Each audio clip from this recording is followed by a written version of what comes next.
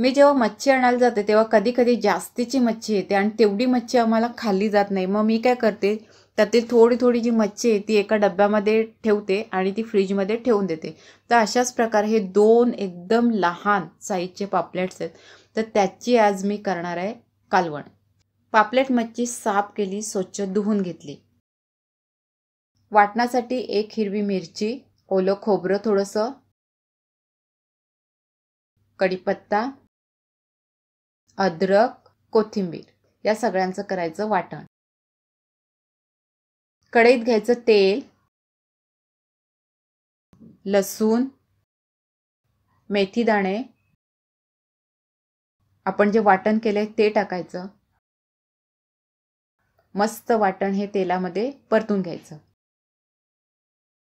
त्यानंतर त्यात 2 ते 2.5 चमचे घरगुती मसाला घ्यायचा, 1 चमचा गरम मसाला, हळद घ्यायचे। हे मसाले टाकून त्या वाटणामध्ये फ्राय करायचे। नंतर त्यात पाणी टाकायचं।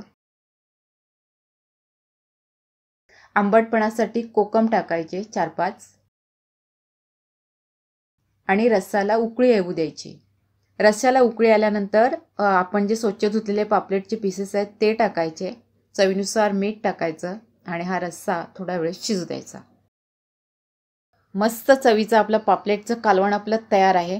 कधी कधी तर वाटतं भात पण नको आणि भाकरी पण नको, असा मस्त असं एक रस्सा घ्यायचा आणि त्याच्यामध्ये पापलेटचं पीस घ्यायचं आणि हे ते रस्सा संपेपर्यंत खातच राहायचं। एवढं हा चवीला मस्त लागतं। फक्त रस्सा रस्सा आणि पापलेट, भात नाही, चपाती नाही। रेसिपी पाहिल्याबद्दल थँक्यू। मच्छीच्या रेसिपी यापुढे येतच राहतील, कारण की मच्छी खायला मला स्वतःला खूप आवडते आणि बनवायलाही खूप आवडतं। त्यामुळे मच्छी खाणारे तुम्हीही असाल तर मच्छीच्या रेसिपी तुम्हाला पाहण्यामध्ये इंटरेस्ट असेल तर चॅनलला सबस्क्राईब करा, बेल आयकॉन प्रेस करा, त्यातील ऑलचं ऑप्शन सिलेक्ट करा, म्हणजे सर्व व्हिडिओचं नोटिफिकेशन तुम्हाला मिळत राहील।